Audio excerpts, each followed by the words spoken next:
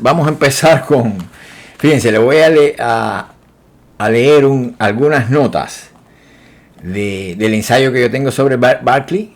Bueno, Berkeley en inglés, Berkeley en español y Berkeley en ruso. Siempre hay que hacer esta aclaración. Yo lo diré como de la forma que salga, ¿no? Y la idea aquí es, el título será ¿qué dijo realmente Berkeley? ¿Verdad? Porque con este filósofo se han cometido todo tipo de improperios. Se ha considerado, es un filósofo infravalorado, siendo uno de los más grandes. Así son las cosas. El vídeo pasado yo le mostré a ustedes el vínculo de Berkeley con la mecánica cuántica, como los materialistas que fueron sus enemigos principales. Él, de hecho, toda su obra está dedicada a la refutación, ¿no?, del materialismo y del agnosticismo. Estos eran sus enemigos, ¿no? Y entonces los enemigos de Berkeley siempre han considerado que esta filosofía es un misticismo, qué sé yo, un idealismo subjetivo, es lo más suave que le dicen. Obviamente se apoyan para criticar a Berkeley básicamente en la ciencia. Como yo mostré en el video pasado, pues resulta ser que la mecánica cuántica pues terminó siendo berkeleyana, ¿no? Se fue a la filosofía que más compatible con la mecánica cuántica es justamente la filosofía de Berkeley. Así que se le viró a los materialistas, lo siento por ustedes, pero es que no ponen una, ni la ciencia los ayuda, ¿no? Entonces en este caso yo les voy a descubrir a ustedes que no hay tal actitud reaccionaria como también le decían los materialistas. Imagínense, los marxistas son los más entusiastas, ¿no? Antiidealistas, etcétera, etcétera, ¿no? Y obviamente aquí pues, los clásicos del marxismo pues jugaron, específicamente estoy pensando en Lenin, ¿no?, un papel destacado, ¿no? Entonces vamos a leer algunas notas de aquí para que ustedes mismos conozcan quién fue Berkeley en realidad, que no se los dicen por ningún lado, todo el mundo lo malinterpreta o lo subestima, para que conozcan en realidad qué fue lo que él dijo y ustedes saquen sus propias conclusiones, ¿verdad? Porque improperios del tipo de filósofo reaccionario, como le decía aquel idealista subjetivo, como Lenin le hizo con él, ¿no?, que Lenin ni filósofo era, y esto considerado como la última carta de la baraja, el idealismo subjetivo, etcétera, etcétera. Pero con eso no vamos a ningún lado, ¿no?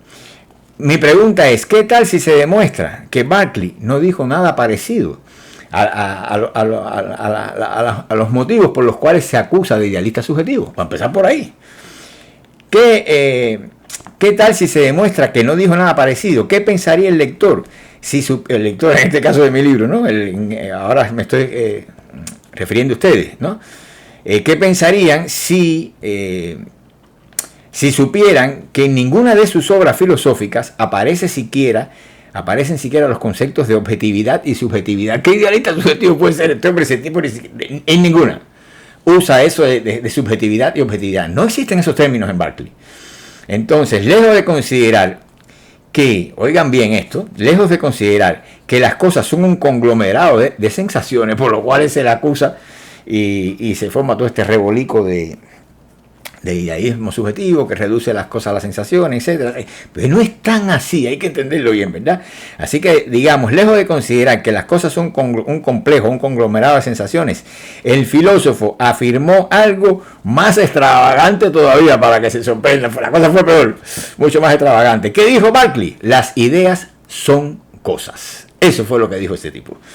No puede concebirse en la historia de la filosofía algo más osado y original. Nadie jamás ni lo había dicho, ni lo ha dicho después de Berkeley, que las ideas son cosas. Y esa es su filosofía. Vamos a empezar a mostrárselo a ustedes con algunas notas, porque esto es un ensayo súper largo sobre Berkeley. Obviamente no se lo puedo leer. Pero bueno, extraje algunos fragmentos. Oigan esto. Vamos a dar un poco de contexto, ¿verdad? A decir verdad, ya Descartes y Locke habían preparado la refutación de la materia, que esta es una de las cosas que hace Berkeley con su obra, ¿no? La refutación del materialismo y del agnosticismo, como dije ya. Pero ya eso lo venían preparando Descartes y Locke. El primero, quiere decir, Descartes redujo la materia a la extensión. El segundo, o sea, John Locke, negó la existencia de las ideas abstractas y criticó y rechazó el concepto de substancia. De modo que solo quedaba lugar para la materia como soporte de las cualidades primarias. No puedo explicarlo todo aquí, pero bueno, John Locke dividió las cualidades que tienen los cuerpos en cualidades primarias y cualidades secundarias. Las primarias las secundarias eran subjetivas, vamos a usar el término ese, ¿no? Para Locke, dependían de la percepción del sujeto, etcétera, etcétera. Las secundarias, pero las primarias, como por ejemplo extensión, este tipo de cosas, vamos a poner extensión, forma, estas eran cualidades que pertenecían a los objetos y él las llamaba primarias, ¿no? Entonces, decía que John Locke negó la existencia de la ideas abstracta y criticó y rechazó el concepto de sustancia, de modo que solo quedaba lugar para la materia como soporte de las cualidades primarias, las que pertenecen a las cosas, ¿verdad? Berkeley verifica su ataque en varias direcciones. Uno, mediante la argumentación de la subjetividad, entiéndase entre comillas, el término no existía todavía, de las cualidades que Locke le había dejado a la materia, es decir, las cualidades primarias. Dos, mediante la negación de las ideas generales abstractas. Y tres, mediante la negación de las mediante la crítica a la concepción de la materia como sustrato o soporte de los accidentes. Esto es básico. Esa noción de substrato de las cualidades, ¿verdad? En esas tres direcciones se va a desplegar Berkeley su arsenal y su ejército y lo va a destruir a la misma vez por esos tres frentes, ¿no? Entonces vamos a resumir un momentito a Locke para que tengan idea, ¿no? del contexto, como decía. En el libro cuarto y último del ensayo sobre el entendimiento humano encontramos algo que Locke llamó triple conocimiento de la existencia. El primero, conocimiento intuitivo, es el conocimiento de nuestra propia existencia. El segundo sería el conocimiento demostrativo, que es el conocimiento de la existencia de Dios. Y un tercero, que sería el conocimiento sensorial, el conocimiento de la existencia de las cosas, sería este, ¿no? Entonces, al examinar el último tipo de conocimiento, Locke se percata, John Locke, ¿ok? Se percata que solo mediante la sensación actual es posible establecer la existencia de las cosas externas.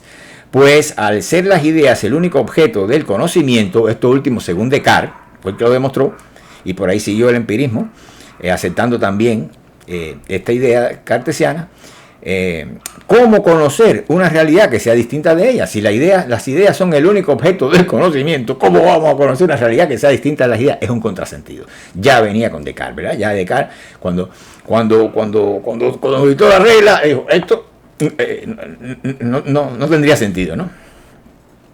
Entonces, ¿cómo conocer una realidad que sea distinta de ellas? Berkeley va a ver en esta separación entre ideas y realidad la unidad consustancial entre materialismo y escepticismo. Léase o entiéndase agnosticismo. Fíjense que esto es sumamente importante. Quiero que todos reparen esto porque muchos de los que me están viendo piensan así. Es decir, esa separación entre ideas y realidad es la unidad consustancial del materialismo, el escepticismo y el agnosticismo. Ustedes estoy seguro que piensan así, ¿no? Así es que ya saben lo que le viene para arriba con Berkeley, ¿no? Vamos a ver otro pasaje. El pseudo problema de la existencia material había generado históricamente, según el filósofo irlandés, entiéndase Berkeley, las doctrinas materialistas, ateas y escépticas.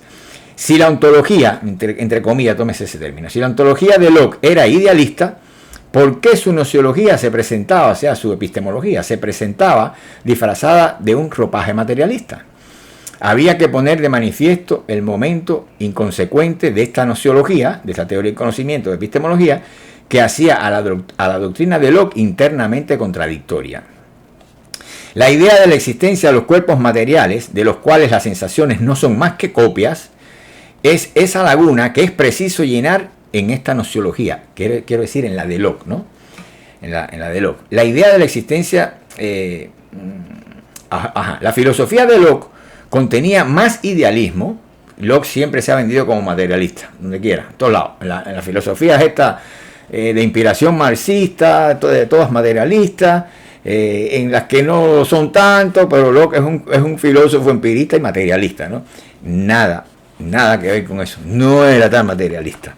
Pero eso también es que quedaría pendiente si quieren que se lo demuestren, ¿no?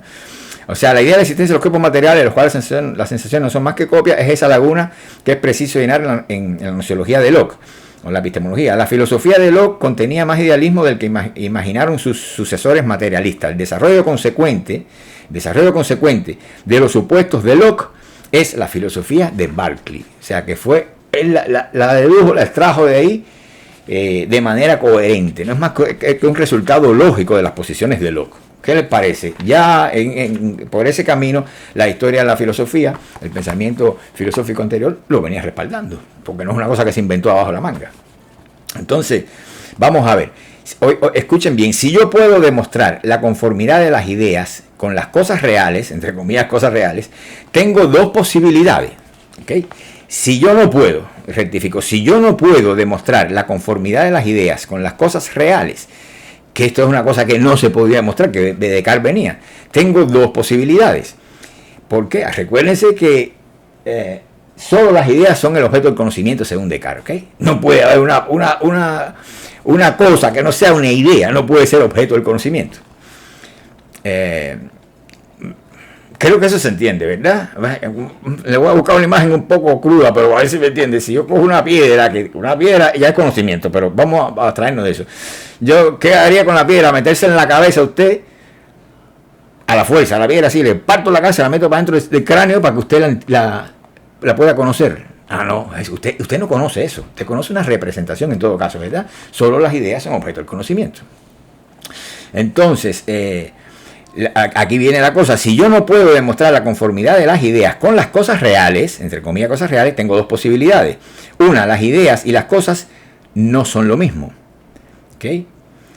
Dos, o no existen las cosas o no existen las ideas. Esas dos son las únicas que tengo. Entonces, la primera posibilidad se puede expresar también así.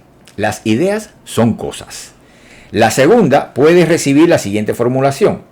La existencia no es un requisito para que el conocimiento sea real. Esto es una cita de John Locke, esta segunda, ¿verdad? Entonces, aquí agregamos. Es esta última la salida de Locke. La primera es la que propone Berkeley. Hay dos posibilidades. Berkeley se fue por la primera. Yo me iría por la primera también. Ok, si quieren, echen el vídeo para atrás para que vean en qué punto estamos, ¿verdad? Y ustedes cojan si se van por la de Locke o se van por la de Berkeley. ¿Qué se le puede objetar a la salida de Locke?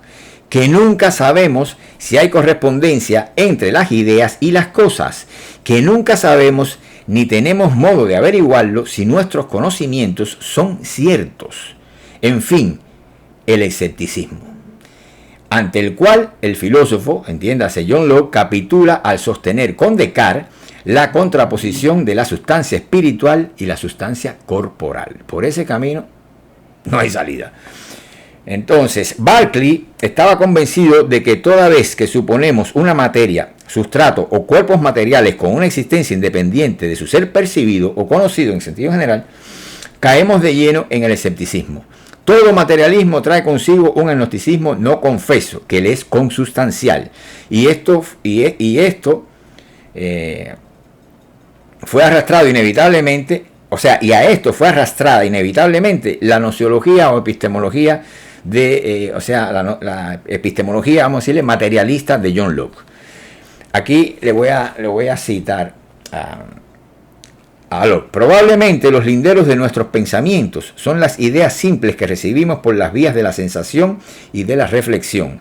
Linderos más allá de los cuales la mente, por más esfuerzo que despliegue, no puede avanzar ni un ápice, ni tampoco puede descubrir nada cuando intenta escudriñar la naturaleza y las ocultas causas de aquellas ideas.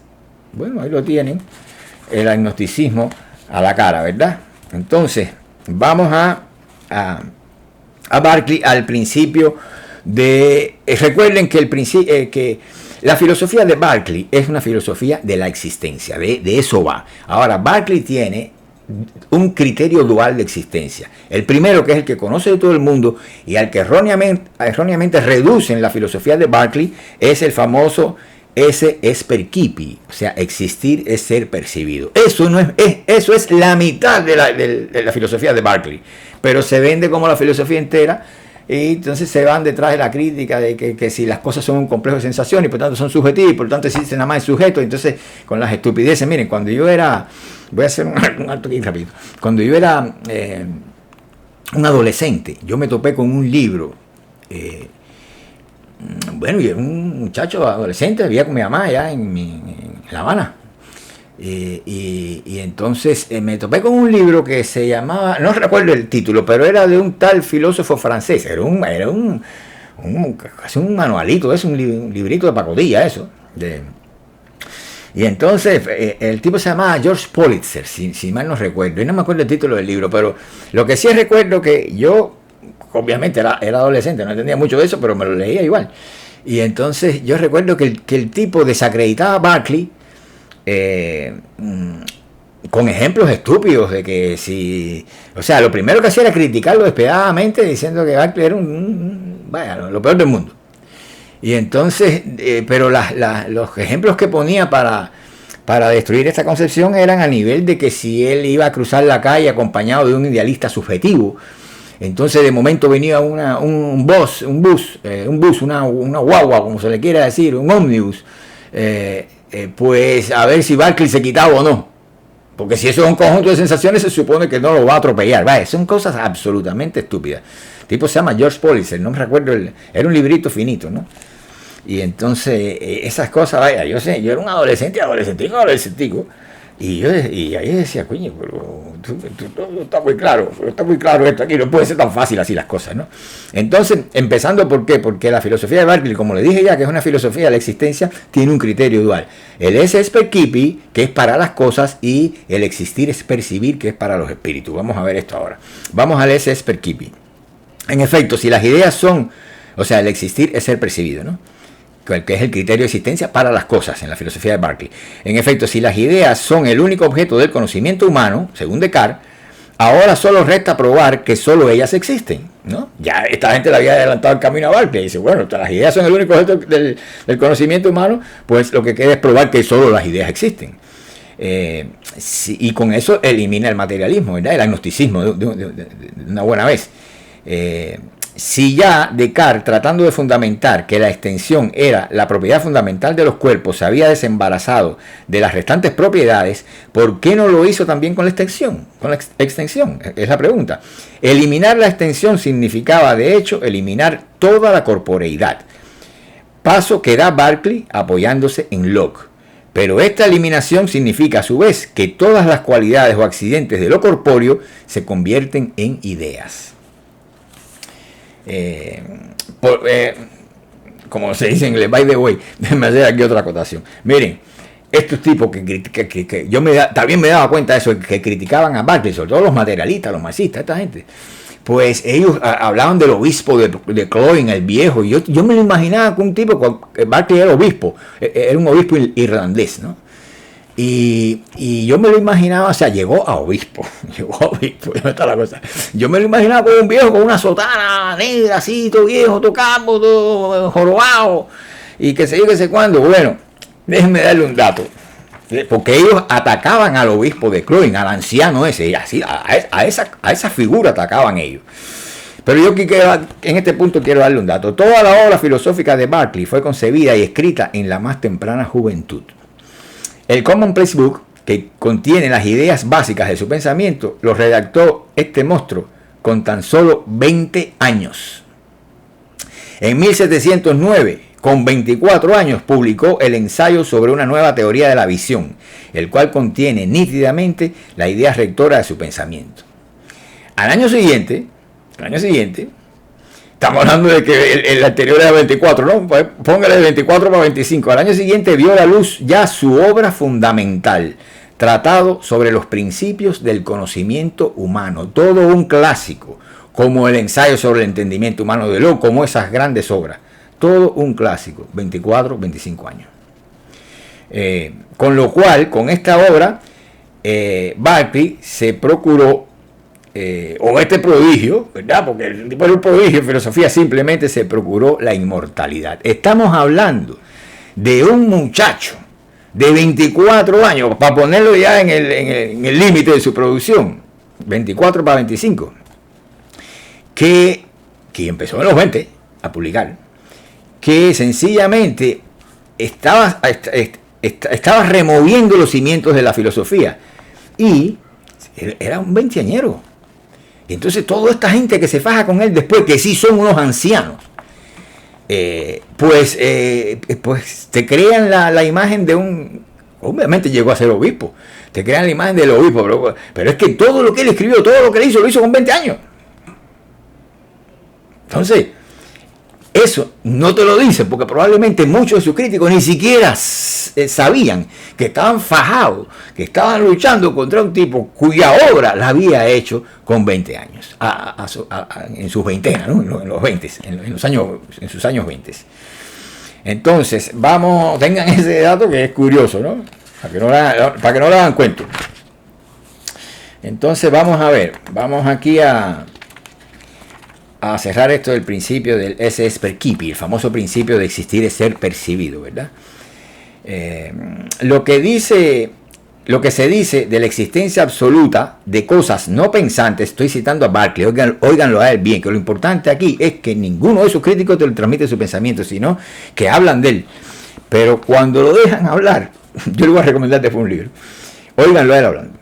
Lo que se dice de la existencia absoluta de cosas no pensantes, sin ninguna relación con su ser percibidas, es para mí perfectamente ininteligible. Su esse es percipi, o sea, su ser, su existir es ser percibidas. Y no es posible que ellas tengan ninguna existencia fuera de las mentes o cosas pensantes que las perciben. Claro, aquí tienen que también entender qué cosa es la existencia, ¿verdad? Porque no confundan existencia con realidad, son cosas diferentes, ¿verdad? Entonces, ahí termina la cita, ¿verdad? Voy a seguir con el texto mío, ¿no? Reparemos en el siguiente experimento mental. Pongo yo aquí después de esa cita yo agrego esto, ¿no? Frente a mí tengo un cenicero. Imagíneselo usted que me está viendo, el cenicero, imagíneselo. Pregúntese si existe. Y si no responde, o sea, pregúntele al cenicero si existe. Y si no responde, pregúntese usted mismo en qué consiste la existencia de ese cenicero. Sin duda, en que es percibido por usted. No hay otra. Razonemos con Berkeley. Todos creen que las casas, las montañas, los ríos, en fin, todas las cosas sensibles tienen una existencia real, distinta de su ser percibida.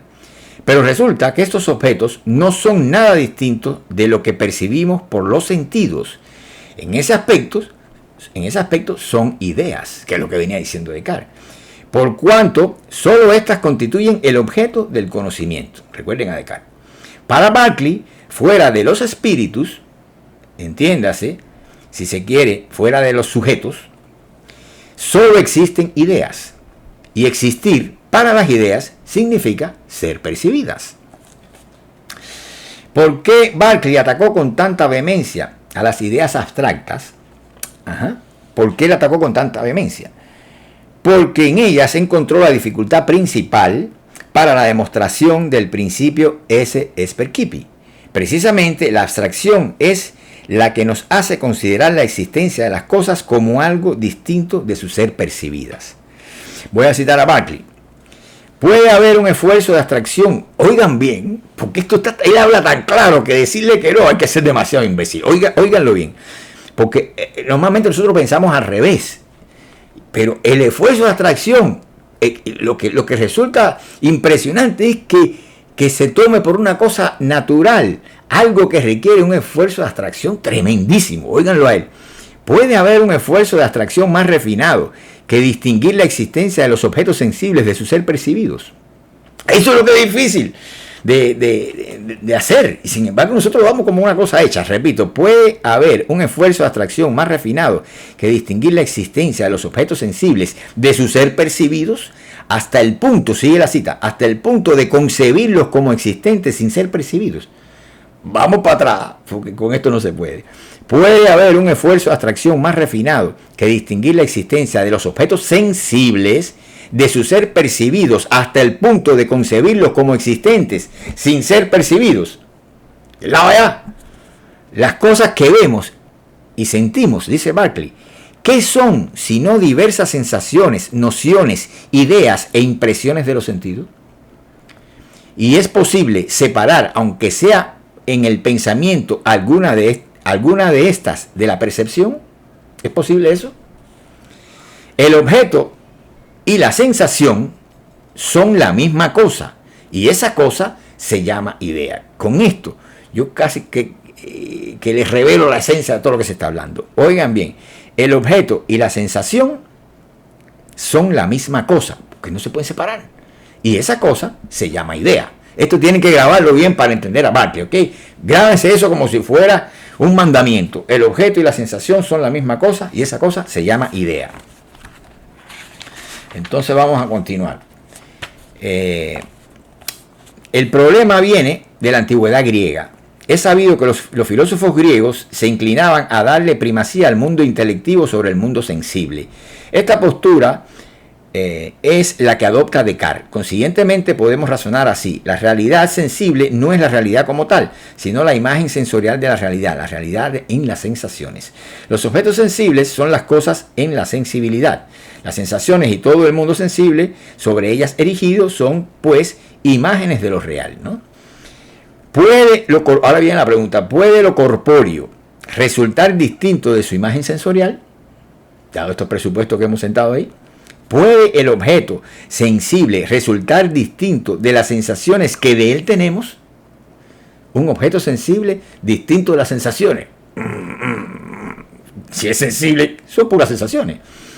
Y si la idea fuera una imagen, habría que admitir que es una imagen sin original. Esto nos lo dice Berkeley. Una imagen sin original alguno.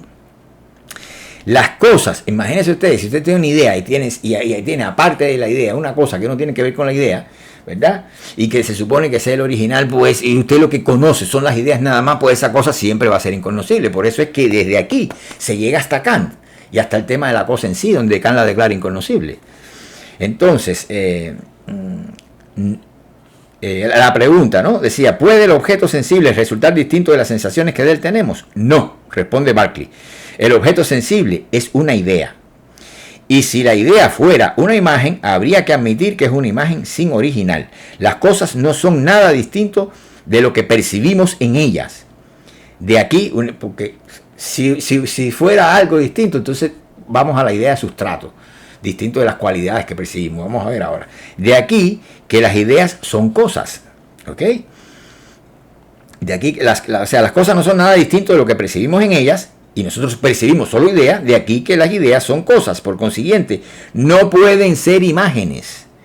No pueden ser imágenes. Cito a Berkeley: yo pregunto, oigan bien, que cada vez que va clave, oiga, escúchalo con atención, y miren para atrás el vídeo. Yo pregunto si esos supuestos originales o cosas externas, de las cuales nuestras ideas son retratos o representaciones, son ellas mismas perceptibles o no. Buena preguntita. Oigan esto: si lo son, ellas son ideas, y nosotros habremos ganado la cuestión, habremos ganado el punto. Se lo repito, olvida el vídeo para atrás. Yo se lo voy a repetir. Dice Berkeley: yo pregunto si esos supuestos originales o cosas externas, de las cuales nuestras ideas son retratos o representaciones, son ellas mismas perceptibles o no. Si lo son, ellas son ideas, y nosotros habremos ganado la cuestión. Y si no lo son, no vamos para ningún lado.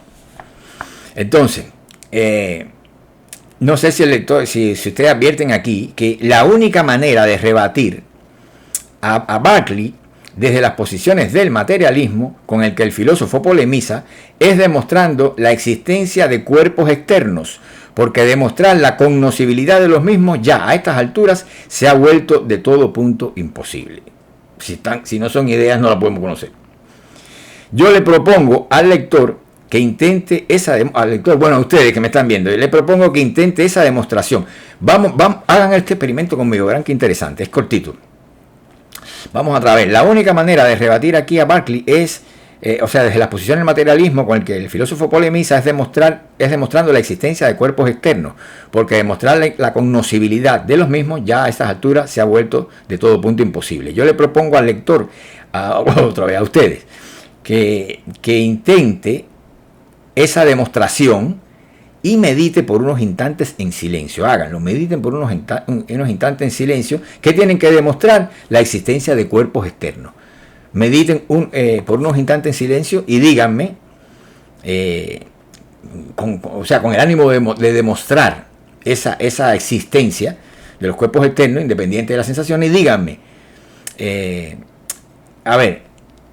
Ya es suficiente. Ahora díganme, si Berkeley lo ha comprendido bien a usted, o sea, díganme ahora, cuando Berkeley hable, si Berkeley entendió, los entendió ustedes, que estaba tratando de establecer esa demostración ahí meditando, ¿verdad? Y Berkeley le va a decir a ustedes, no comprendo, eso Berkeley le dice a ustedes, después de hacer el experimento, no comprendo cómo el testimonio de los sentidos puede traerse como una prueba de la existencia de algo que no es percibido por ellos. Eso fue lo que hicieron ustedes. Ustedes, para poder demostrar la existencia de cuerpos externos, apelaron a los sentidos. Y Berkeley le va a decir, no comprendo cómo el testimonio de los sentidos puede traerse como una prueba de la existencia de algo que no es percibido por ellos. Ya usted sabe que si ese algo es percibido, entonces es una idea. Permítanme ahora una sugerencia. Intente probar, por último, que ese algo percibido no es una idea. Creo que es la única posibilidad que a usted le quedaría. Como ve, por tal camino tendría que demostrar la existencia de una sustancia material, o si se prefiere, de cuerpos materiales, pero no olvide que Berkeley ha atacado a la materia por varias direcciones, como idea general abstracta, como sustrato o soporte de cualidades, como cosa y como cosa en sí en general. Berkeley advierte que por definición una sustancia corpórea es algo que existe fuera de la mente, ¿verdad? De donde resulta que concebir una sustancia corpórea es concebir algo que por definición no puede ser concebido. Lo cual, además de implicar una contradicción en los términos, habla en favor del estrecho vínculo existente entre el materialismo y el escepticismo o el agnosticismo.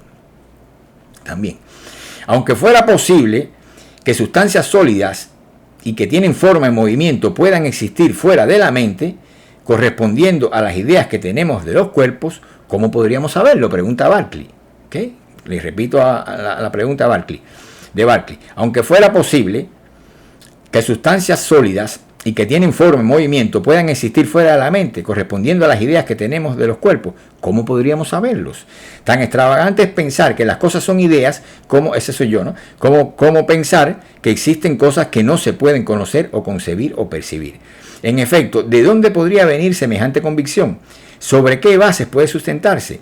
En ese caso, es mejor optar por la primera propuesta, sostiene Berkeley, pues con ella nada cambia en el mundo real, teniendo la ventaja adicional de liberarnos de la pesadilla de la existencia de las sustancias corpóreas y de su imposible demostración. En resumen, si hubiera cuerpos externos, nos dice Berkeley, si hubiera cuerpos externos sería imposible que nosotros lo conociéramos. Y si no los hubiera, tendríamos las mismas razones para pensar que los hay que las que tenemos actualmente. No se puede con Berkeley. Ahora es preciso entender de una buena vez la posición de Berkeley respecto a la realidad y la existencia. Voy a citarlo otra vez.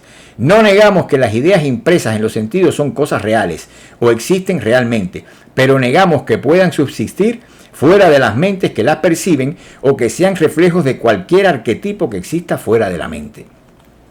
En fin, que Berkeley le preguntaría a usted, si son distintas de sus sensaciones e ideas las cosas que inmediatamente usted percibe, que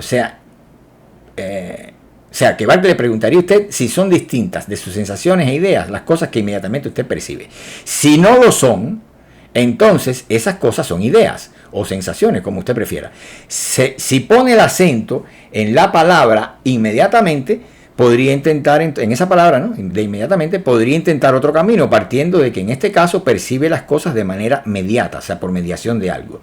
Pero ya John Locke había establecido las ideas de sensación y las ideas de reflexión, de donde Berkeley puede objetar que esos nuevos objetos no serían nada distintos de las ideas de reflexión. Si por último afirma que sí son distintas las cosas percibidas de las sensaciones o ideas por medio de las cuales las percibe, caería en la contradicción que acabamos de analizar más arriba. Así que usted decide, y ahí viene Berkeley y entra de nuevo y les dice, a decir verdad, opino que las cosas reales son las mismísimas cosas que veo y palpo y percibo por mis sentidos. ¿Quién le va a negar eso? Si eso es lo que piensa el hombre común, ¿verdad? Y toda esa filosofía está montada para demostrar prácticamente el sentido común. Es una cosa increíble. A decir verdad, opino que las cosas reales son las mismas o las mismísimas cosas que veo, palpo y percibo por mis sentidos. Yo estoy tocando esto. Esto es lo que está diciendo Berkeley. Es una cosa genial. Bueno, si a estas cosas usted prefiere llamarle cuerpos, ¿verdad? Cuerpos, objetos externos o ideas, no es lo más importante. Lo peculiar del punto de vista de Berkeley es que esas cosas no son imágenes ni copias de ningún original oculto e incognoscible y por consiguiente no existen fuera de la mente. Ahora bien, si las sensaciones son la existencia inmediata, ellas no se equivocan. Si las sensaciones son la existencia inmediata, ellas no se equivocan. Solo se equivocan los juicios emitidos sobre la base de la percepción sensorial. Eso viene después. Kant dirá posteriormente que los sentidos no se equivocan por cuanto ellos no juzgan. En esto reside todo el misterio del esse percipi. Y cito al monstruo de nuevo, a Berkeley. Si se comprenden a fondo mis opiniones, la singularidad que hay en ellas, oigan bien lo que viene ahí, esa singularidad se reduce en realidad a lo siguiente. Es absolutamente imposible y una clara contradicción suponer que un ser no pensante exista sin ser percibido por una mente. Concluyamos este punto. Relacionado, ahí termina la cita de Berkeley, ¿verdad? Y demoledora, ¿verdad? Demoledora. Es absolutamente imposible y una clara contradicción suponer que un ser no pensante exista sin ser percibido por una mente.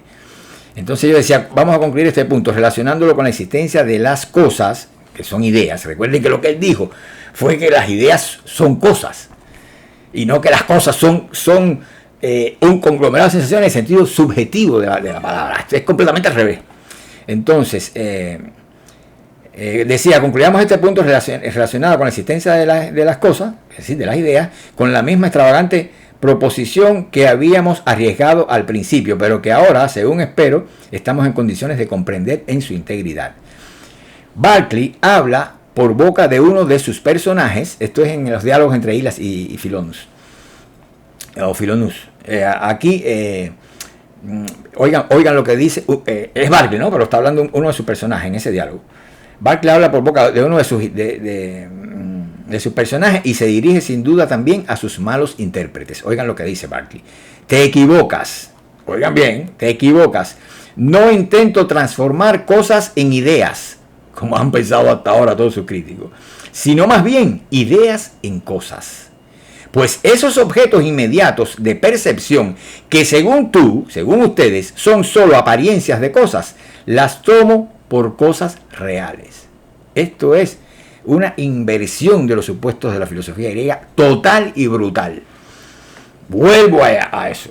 Te equivocas, si estás jugando mal, tú crees que aquel tipo que decía que la guagua que le va a pasar por arriba que sale corriendo, si usted cree que las cosas son un conjunto de sensaciones, que él las subjetiviza y que en fin, existen nada más que en el interior de su mente como imágenes, pues usted se equivocó.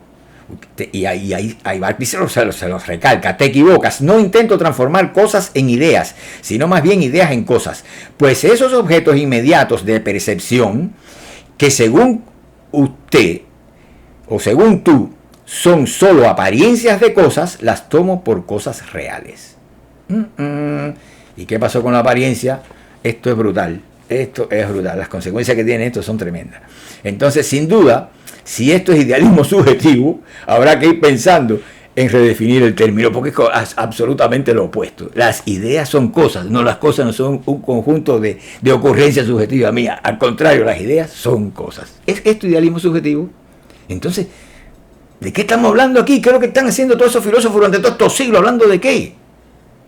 ¿Hablando de qué? Sin entender a Berkeley, que es uno de los filósofos más sencillos y simples que hay en la historia de la filosofía, pero demoledor, ¿verdad? Entonces, la otra parte de su criterio de existencia, que como dije es dual, el esse percipi, existir es ser percibido para las cosas. Una cosa debe ser percibida para existir. Entiendan que la existencia es una percepción actual de la cosa.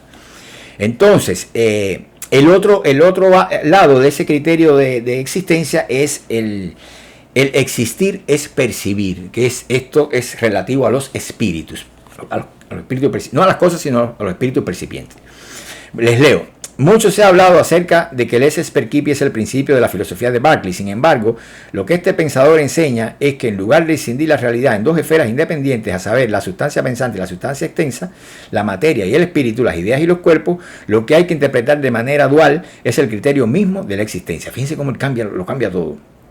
Para Berkeley, en el mundo no hay más que ideas y espíritus percipientes, lo cual indica ya que el tronco común del cual se han desgajado la sustancia pensante y la sustancia extensa, eso que viene en la filosofía moderna, Descartes, Locke y toda esa gente, Spinoza, sustancia extensa es el conocimiento mismo. Oigan bien, esto implica que el tronco común del cual se han desgajado la sustancia pensante y la sustancia extensa no es la realidad, es el conocimiento mismo. Esto pudiera expresarse de otro modo, del siguiente modo: el mundo es su conocimiento. De este último proceso participan tanto las ideas como los espíritus. Sin embargo, ellos no son la misma cosa. Su diferencia reside en la modalidad de existencia que les es inherente. Para las cosas, es decir, las ideas, recuerden que las ideas son cosas. Para las cosas, entiéndase las ideas, existir es ser percibidas. Para los espíritus, en tanto que son entes actuantes, activos, existir es percibir. La percepción, es decir, el conocimiento, es esa raíz común en la cual debemos buscar la explicación de la escisión de la sustancia en pensante y extensa. Dicho a los hegelianos, los cuerpos caen en la esfera de la existencia toda vez que son percibidos. Entonces, ¿qué dice aquí? Los espíritus existen porque perciben. Los espíritus existen a su vez porque perciben. Más allá del conocimiento sería un contrasentido preguntarse por la existencia de las cosas. Una vez demostrado que el escepticismo y el materialismo surgen de considerar que las ideas y las cosas son distintas, Berkeley arriesga otra hipótesis no menos original. Esto no se acaba aquí. Las ideas y los espíritus son cosas completamente distintas. Entre ellos no hay nada común, ni siquiera hay parecido, dice Berkeley. Vea usted. Entonces, vamos acá. Si se trata de valorar la filosofía de Berkeley, vamos cerrando esto ya, ¿ok? No se me aburran, que ya nos vamos. Si se trata de valorar la filosofía de Berkeley con un lenguaje que le es extraño como es la nota de idealismo subjetivo, habría que agregar que en ese caso no se observa una subjetivación de las cosas, sino una objetivación o cosificación de las ideas. Los objetos inmediatos de percepción, más que subjetivos, son las cosas reales mismas. Si suena extraña esta proposición, o si suena extraña oigan bien esto con detalle, con mucha precaución. Si suena extraña la proposición que en el mundo no hay más que espíritus e ideas, dice Berkeley, tómese esta que es análoga. Solo hay cosas percipientes y cosas percibidas. ¿Quién se lo puede negar? ¿Quién se atreve a negar? En el mundo solo hay cosas percipientes y cosas percibidas. Entonces, claro que usted, usted imagine, si eso no tiene una percepción actual, pues no puede decir que exista, porque entraría en contradicción con el mismo criterio de existencia, ¿verdad? Eso no está relacionado con la existencia. Si usted se imagina que hay un árbol que está cayendo en un bosque, que ese árbol no tiene color, no tiene peso, es una pura idealización, como lo es el bosque que no existe en ningún lado. Usted no está allí, etcétera, etcétera. Bueno, si se te habla de eso, pues no tiene nada que ver con la existencia, ¿verdad? Con las cosas reales, con las cosas existentes, diría Berkeley, ¿no? Entonces, no hay quien lo refute. Si esa extraña esa producción, pues tómese esta que es análoga. Solo hay cosas percipientes y cosas percibidas. Cuando empieza a mostrar fisuras la teoría de Berkeley, ya obviamente yo no me quedo en Berkeley, yo sigo para adelante, ¿no? Bueno, esto ya empieza desde el momento en que el filósofo se ve impelido a explicar el origen de las ideas. Ahí es donde tiene él la brecha, ¿no? Que no va a ser objetivo de este vídeo de hoy. Así que me despido ya con esto, ¿no? Escuchen. El pensamiento de Berkeley fascina por ser a un mismo tiempo extravagante y corriente, innovador y tradicionalista. Es curioso que desarticule, desedimente y al propio tiempo deje todo como está. Porque todo se queda igual, lo mejor que tiene. Si te va a decir al final de todo eso, te va a decir, pero si yo no he dicho otra cosa distinta a lo que dice todo el mundo, lo que dicen incluso los filósofos y la gente común. Es impresionante esto. Oigan bien, tiene que ver con las cosas reales y que los filósofos consideran. A ver. ¿Dónde me quedé? Aquí. Es curioso que desarticule, desedimente y al propio tiempo deje todo como está. Se sabe que la gente común, escuchen bien, se sabe que la gente común considera que en su práctica diaria tiene que ver con las cosas reales y que los filósofos consideran ideas los objetos inmediatos del entendimiento. ¿Es cierto o es falso? ¿Ah? Eso no lo pueden negar. Pero si se aceptan eso, miren lo que viene atrás. Así que les repito, se sabe que la gente común considera que en su práctica diaria tiene que ver con las cosas reales. Pregúntele a cualquiera que así el martillo, claro, tengo que ver con el martillo, con la pala, más real que eso ni nada. Y que los filósofos, por su lado, consideran ideas los objetos inmediatos del entendimiento. Tampoco lo podemos negar. Claro que ellos consideran ideas los objetos inmediatos del entendimiento. Pues bien, toda la extravagancia de la doctrina de Berkeley, para que aprendan a entenderlo, consiste en demostrar precisamente lo que sustentan los filósofos y la gente común. Esto es una filosofía de las cosas que están delante de ustedes, una filosofía, ya, que si las abstracciones, que si la metafísica, la requetefísica, no, tipo, es una cosa impresionante. Usted está hablando de lo que la gente dice, pero la gente no entiende. Entonces, repito aquí, toda la extravagancia de la doctrina de Berkeley consiste en demostrar precisamente lo que sustentan tanto los filósofos como la gente común. En realidad, Berkeley no ha dicho otra cosa, y lo cito para terminar el vídeo. Mis esfuerzos solo tienden a unificar e ilustrar esa verdad que anteriormente compartieron la gente y los filósofos. La primera, o sea, la gente, opina que las cosas, y estoy citando a Berkeley, ¿verdad? No, sí, todo, desde que empiezo con mis esfuerzos. Bueno, ahí empieza la cita. Mis esfuerzos solo tienden a unificar e ilustrar esa verdad que anteriormente compartieron la gente y los filósofos. La primera, la gente opina que las cosas que inmediatamente percibe son las cosas reales. Y lo segundo, es decir, los filósofos en este caso, que opinan que las cosas inmediatamente percibidas son ideas que están solo en la mente. Esas dos opiniones reunidas constituyen en efecto la sustancia de lo que yo propongo. ¿Qué opina usted? ¿Lo logró o no lo logró con estos pocos pasajes que le leí de este ensayo? ¿Qué cree usted? Pues ahí se los dejo. Ese es el verdadero Berkeley, ¿verdad? Y le voy a recomendar lectura. Lean esta obra de él que se llama Diálogos entre Hilas y Filonus. Los diálogos, no recuerdo si ese es creo que estoy seguro que ese es el título de la obra, pero no sé si hay alguna palabra que me falta, ¿no? Diálogos entre Hilas y Filonus, o Ailas en inglés se diría, ¿no? Pero bueno, estoy hablando para el público español. Encuentren esa obra que su filosofía está expuesta en forma de diálogo, en una forma genial, todo clarito, suavecito, van hablando Hilas y Filonus y él va exponiendo toda su filosofía. En forma dialogada, muy bonita, muy simple todo, muy potable. El que quiera seguir con el tema de Berkeley, pues les recomiendo ante todo que empiece por ahí, que empiece con esa lectura, ¿okay? Bueno, nos vemos en un próximo vídeo. Por favor, me pueden agradecer este tiempo que le dedico. Hoy es domingo, ¿verdad? Estoy de feriado, mañana es feriado, y miren lo que estoy haciendo yo aquí. Así que un poquito de consideración, y toquen la manito de esa. Así de fácil, toquen la manito. El que pasó por aquí no me conoce, soy Alexis Jardines y soy filósofo. Tiene más de 200 vídeos aquí, como siempre digo, 200, casi 40 ya. Y pues suscríbase para que le llegue la notificación. Apenas yo subo un vídeo nuevo, pues le va a llegar la notificación de YouTube, si se suscribe, ¿verdad? Y bueno, compartan el vídeo para que no se queden ustedes de forma egoísta con el conocimiento para ustedes nada más, ¿verdad? Bueno, nos vemos en un próximo vídeo. Cuídense.